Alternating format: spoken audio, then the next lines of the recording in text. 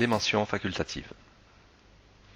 Les mentions facultatives sont rigoureusement réglementées, à savoir interdiction de faire de la publicité trompeuse, interdiction de faire croire qu'une denrée possède des caractéristiques particulières alors que toutes les denrées similaires possèdent ces caractéristiques, interdiction de dénigrement, obligation de justification et interdiction de faire naître des doutes sur la sécurité des aliments. Quelques exemples de mentions facultatives. La marque, un nom de produit, un nom fantaisie, la quantité par portion, des logos, des marques régionales ou locales, le point vert d'éco-emballage, les allégations et les compléments d'information nutritionnelle, le pourcentage de l'apport par rapport aux recommandations, l'information marketing diverse, le code barre des signes officiels de qualité. Attention aux allégations santé, elles sont très encadrées. Qu'est-ce qu'une allégation ? Une allégation est un message figurant sur certains emballages alimentaires ou accompagnant le produit, qui fait état des propriétés sanitaires ou nutritionnelles des aliments ou de leurs composants. Qu'est-ce qu'une allégation de santé ? Une allégation est dite de santé quand elle met en exergue un lien entre un nutriment ou un aliment et l'état de santé. Une allégation santé peut revendiquer la diminution d'un facteur de risque, exemple les oméga 3 qui réduisent les risques cardiovasculaires, ou celle d'un risque de maladie, mais elle ne peut pas comporter de mention thérapeutique indiquant que tel nutriment prévient une pathologie ou la guérit. Les allégations font l'objet d'un cadre harmonisé à l'échelle européenne.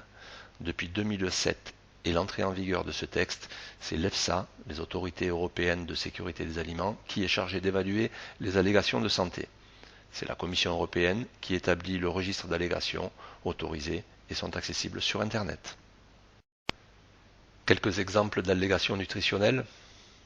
Faible teneur en matière grasse, source de fibres, riche en fibres, faible teneur en sucre, sans sucre, source d'acide oméga 3, riche en acides gras oméga 3, sans matière grasse. Quoi qu'il en soit, toutes ces allégations sont soumises à une réglementation et donc imposent des critères permettant l'autorisation de ces dernières.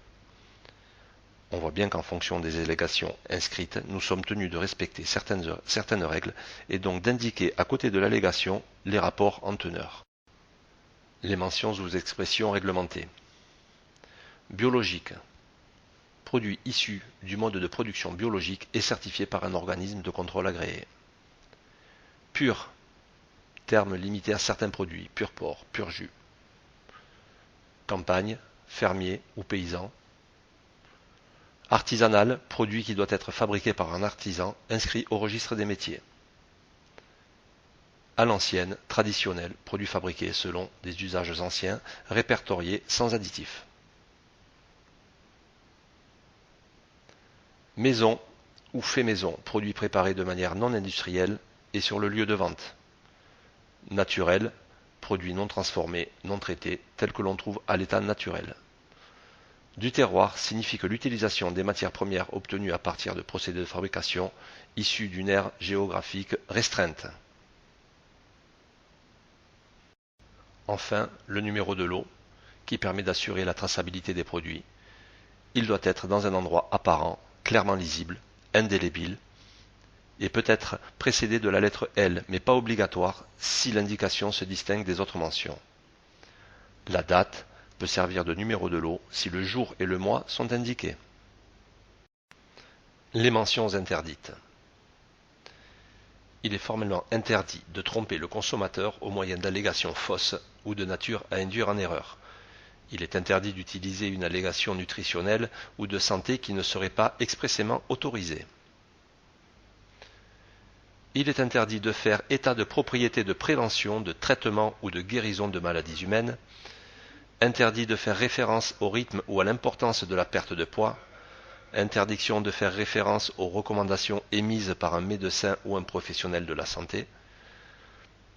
Interdit de laisser penser qu'un régime alimentaire équilibré et varié est insuffisant ou que le consommateur court un risque en ne consommant pas le complément alimentaire.